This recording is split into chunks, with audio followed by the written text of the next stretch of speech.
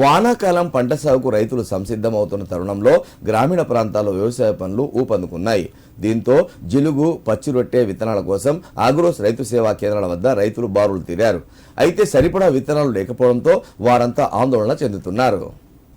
సిద్దిపేట జిల్లా దుబ్బాక మండల కేంద్రంలోని ఆగ్రో రైతు సేవా కేంద్రంలో 127 బస్తాల జీలుగు విత్తనాలు రావడంతో వాటి కోసం దాదాపు 1/2 కిలోమీటర్ మేర రైతులు క్యూ కట్టారు.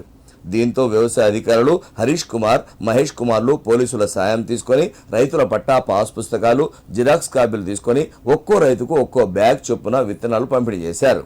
కాగా చాలా మంది రైతులకు జీలుగు విత్తనాలు దొరకక తీవ్ర ఇబ్బందులు ఎదుర్కొన్నారు. ఈ సందర్భంగా రైతులు మాట్లాడుతూ గత ప్రభుత్వంలో తమకు ఎరువులు సకాలంలో దొరికినా ఈ ప్రభుత్వంలో ఎరువులు దొరకక ఇబ్బందులు ఎదుర్కొంటున్నామన్నారు. ఇప్పటికైనా వ్యవసాయ పనులు ప్రారంభమైనందున ప్రభుత్వం, వ్యవసాయ అధికారులు రైతులకు సరిపడా ఎరువులు, మందులు అందుబాటులో ఉంచాలని కోరారు. లేకుంటే రైతుల ఆగ్రహానికి గురికాక తప్పదని హెచ్చరించారు. కార్యక్రమంలో ఆగ్రోస్ సెంటర్ డీలర్ ప్రభాకర్ పాల్గొన్నారు.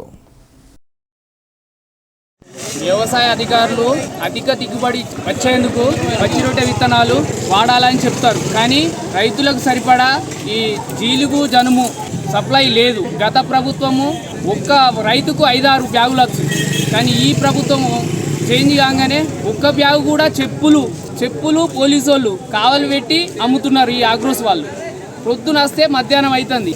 వ్యవసాయ అధికారులు దీనిపై వెంటనే చర్య తీసుకొని, లేకుంటే జిల్లా ఇన్ఛార్జి మంత్రి కానీ, సీఎం కానీ చర్య తీసుకొని సిద్దిపేట జిల్లాకు సరిపడా పచ్చిరొట్టె విత్తనాలను వెంటనే జనుము, జీలుగు తగినంత అందే విధంగా బ్యాగులను అందజేయాలని కోరుతున్నాం.